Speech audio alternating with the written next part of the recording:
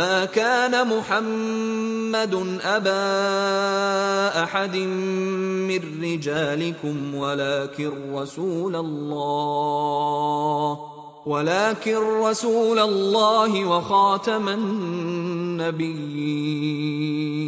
وكان الله بكل شيء عليما. السلام عليكم ورحمة الله وبركاته Tamim. وعليكم السلام أخي. Hier soir, lorsque tu m'as raconté l'attachement d'Abu Talib pour son neveu, j'ai été rassurée. Mais j'ai l'impression que les polythéistes vont essayer à tout prix d'empêcher le prophète de prêcher l'islam. Je me trompe? Et non, malheureusement, c'est bien vrai. Installe-toi sur le canapé, Akhi, je vais poursuivre le récit du prophète Mohammed sallallahu alayhi wa sallam. Les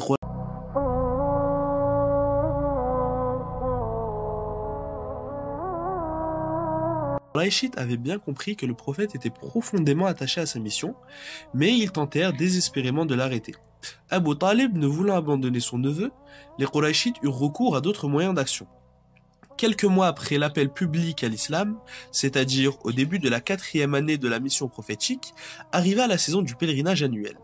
Les Qurayshites se mirent d'accord pour mettre au point un stratagème afin de détourner les pèlerins arabes de la foi nouvelle prêchée par Mohammed. Ils allèrent voir un homme nommé Al-Walid ibn al-Mughira. Il leur conseilla que tous les Qurayshites aient la même opinion sur Mohammed et qu'ils ne se contredisent pas. Ils proposèrent de qualifier Mohammed d'un devin, d'un possédé, d'un fou, d'un poète ou d'un sorcier. Al-Walid avait retenu l'idée du sorcier et rejeta toutes les autres propositions. Il dit « L'accusation la plus plausible à l'encontre de Mohammed est qu'il soit un sorcier. La sorcellerie sépare l'homme de son père, de son frère, de son épouse et de sa famille. » C'est ainsi que les Qurayshites s'adressèrent aux visiteurs en les mettant en garde contre Mohammed. Et sais-tu qui a été le plus mauvais d'entre eux? Je pense que c'était Abu Lahab. C'est exact. Il suivait partout le prophète où il allait, criait à haute voix « Ô homme, ne l'écoutez pas, c'est le fils de mon frère, il est fou !» Malgré tout, le prophète réussit à toucher les cœurs de quelques pèlerins qui acceptèrent le message et se convertirent à l'islam. Ainsi, pendant plusieurs mois, les polythéistes harcelaient le prophète et les croyants, les rabaissaient, les humiliaient, les fixaient de leurs regards hostiles et remplis de haine et d'animosité. Ils déformaient les enseignements de Mohammed et faisaient circuler de fausses informations sur l'islam et le prophète lui-même. Ils allaient jusqu'à comparer le Coran aux fables des anciens afin de détourner les gens de la parole d'Allah. Qu'est-ce qu'ils étaient cruels! Subhanallah, malgré leur obstinance à dévaloriser le prophète Mohammed sallallahu alayhi wa sallam, toutes ces manigances ont été suffisamment pour arrêter le prophète Mohammed sallallahu alayhi wa sallam. Je dirais plutôt qu'elles ont été insuffisantes. Mais oui, c'est vrai, c'est très bien écrit. Alors les mécréants commencèrent à le nuire physiquement. Un jour, alors que les idolâtres furent assis près de la Kaaba, le prophète vint à passer près d'eux pour effectuer les 7 tours rituels autour de la maison sacrée. Ils l'insultèrent, mais il ne répondit pas. Ils recommencèrent par 3 fois. Alors le prophète s'arrêta et leur dit « Oh, par celui qui déteint mon âme, je jure que je vous apporte un sacrifice, c'est-à-dire une guerre dans le sentier d'Allah éclatera. » Tous se figèrent de peur, comme si des oiseaux s'étaient posés sur leur tête, puis l'un d'eux s'adressa au prophète avec douceur. Pourtant, le lendemain, les mêmes idolâtres aperçurent le prophète en train de se diriger vers la Kaaba. Ils bondirent sur lui pour le frapper. Abu Bakr s'interposa et dit « Allez-vous tuer un homme parce que, a dit, mon Seigneur est Allah ?» Alors qu'il est venu à vous avec les preuves évidentes de la part de votre Seigneur, les polythéistes laissèrent le prophète et se mirent à frapper Abu Bakr jusqu'à ce qu'il perde connaissance. Les musulmans le transportèrent chez lui, près de sa mère.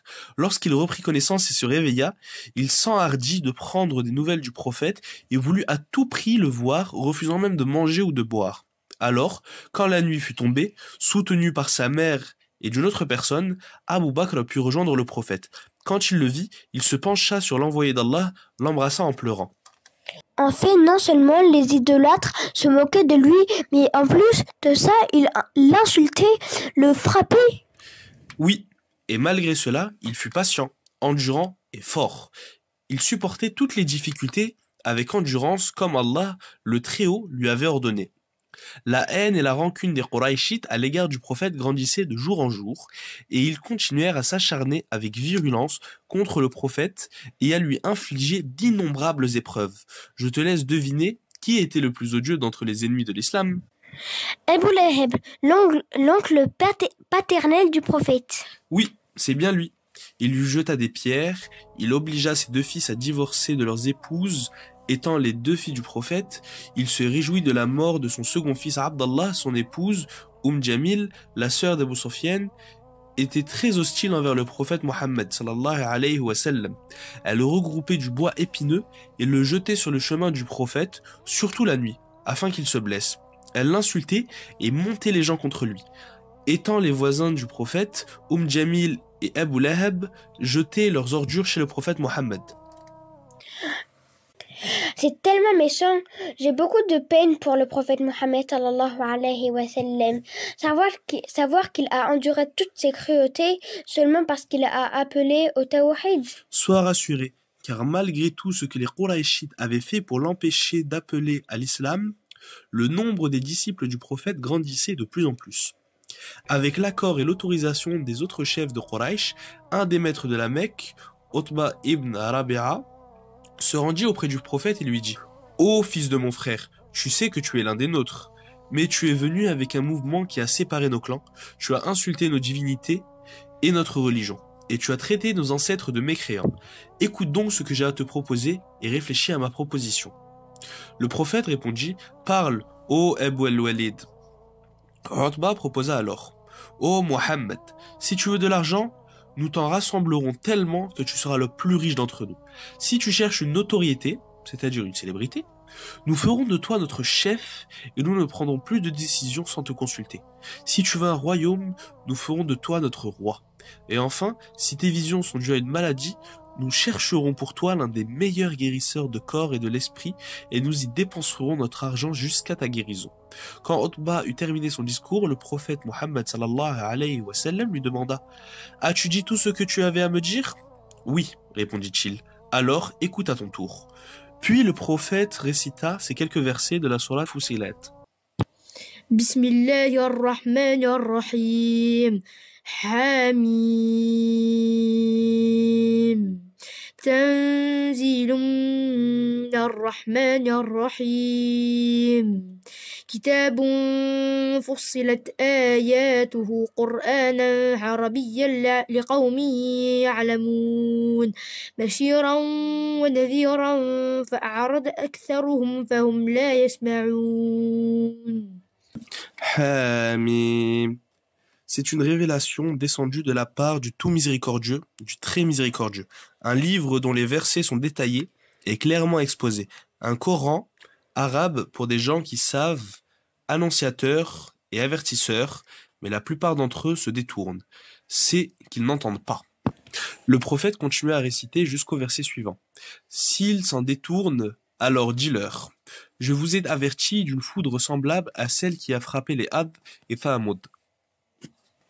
بسم الله الرحمن الرحيم فإن أعرضوا فقل أنذرتكم صاعقة مثل صاعقة عاد وثمود. Utba l'écouta attentivement, puis il sortit rejoindre son clan et les idolâtres pour les informer de la réponse du prophète.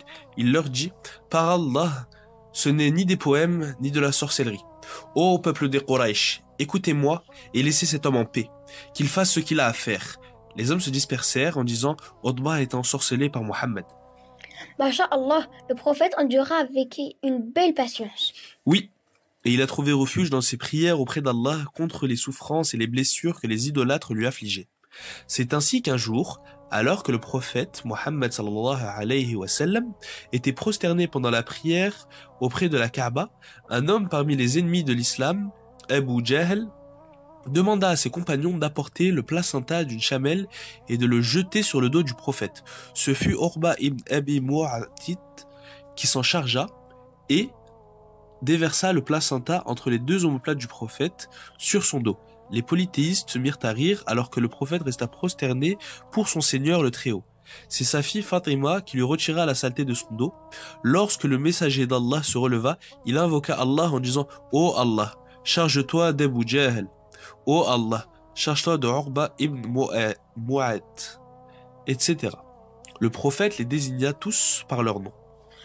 Je suis tellement triste de ce qu'ils ont fait au prophète, mais je sais qu'Allah les punira en enfer pour leur mécréance et leur animosité. Oui, Allah est Al-Adl, le juste, et Al-Aziz, le tout-puissant. Ainsi, malgré la protection de son oncle Abu Talib, le prophète a été persécuté par les mécréants de Quraysh. Il a été étranglé, frappé, insulté, humilié. Un homme lui a même craché sur son visage. Pourtant, il demeura endurant et persévérant avec l'aide d'Allah. Tu sais, aujourd'hui, Muallima nous a parlé du verset 5 de la sourate Al-Fatiha. Elle nous a dit qu'Allah est le seul que nous adorons et que c'est lui seul que nous implorons, car lui seul peut nous aider. Masha'Allah, je vois que tu écoutes attentivement et avec ton cœur ce que te dit ta Muallima. En attendant, on doit vite se préparer car c'est l'heure du Aïcha. Hayya bina.